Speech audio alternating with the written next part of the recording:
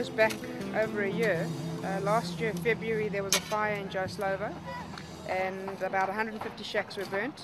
Kyalami moved in then and worked with the Joe Slovo leadership and created a relationship with them in the beginning, which we had to build. On Monday, early hours of Monday morning at 2:30 in the morning, I got a phone call from Zwanele, who said to me, Joe Slovo's burning, and the wind was howling. I mean, it was a really, really bad southeaster, and I could only just imagine what was going on here. And what actually happened was 474 shacks were completely razed to the ground.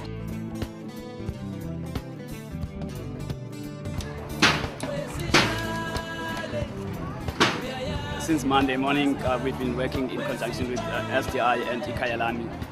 And this partnership has not been started now. It has been a long time working together. You know, they've got people that have already joined, like in service. So it means there is a lot that we are still going to do with them. Then after a while, Zwanele came to talk to us, and he agreed with his task team that they wanted to go ahead with the reblocking.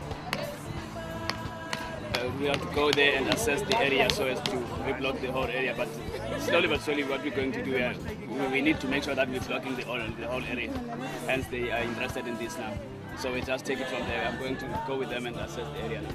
At the same time, the disaster management and the people from the city just wanted to distribute the materials. Zwanele asked them if they could please hold back. He wanted to hold a meeting with the community, and he called a mass meeting right on the site where all the debris was, and probably about 300-400 people came from every corner, and in that forum they discussed the pros and cons of blocking out the settlement, and it was unanimously agreed that they go ahead with the blocking out, and that's when we started. We got the Hawk team involved, and we started measuring and trying to get some kind of formality.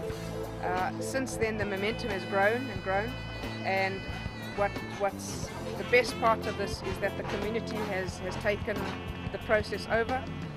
Right from the beginning, we were blocking out, and then just the first block, and since then people are coming to us constantly and saying, we've cleared our area. The most important thing that is taking place here is that we are reblocking the whole community. We want it to be safe, you know, because there are always these fire incidents. Therefore, if we are reblocking the whole area, it means then we are going to limit the number of fires within our community.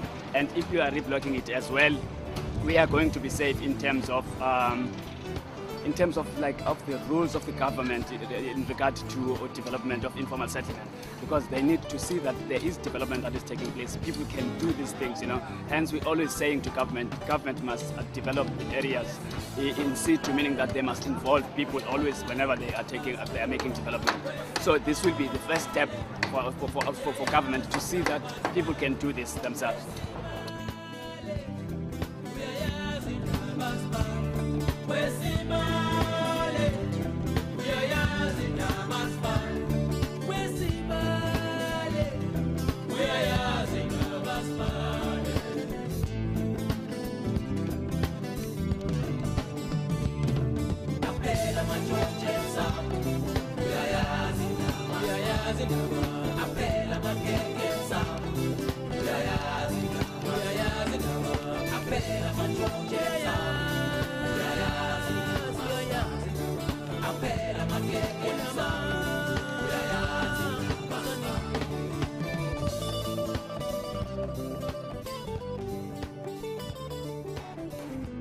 Three weeks after the fire, 125 Kyalami-type shelters had been built in an orderly layout by community members with the assistance of the Kyalami construction team.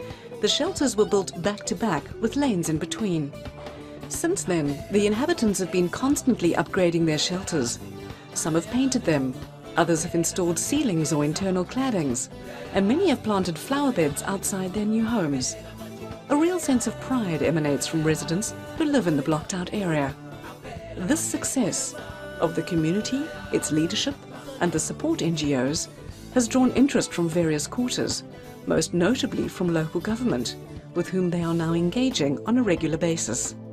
It is Ikhayalami and Cork's intention to work with organised communities together with government support to replicate the success in every settlement following a major fire, and ultimately in as many settlements as possible following an emergency, including the emergency of inadequate shelter.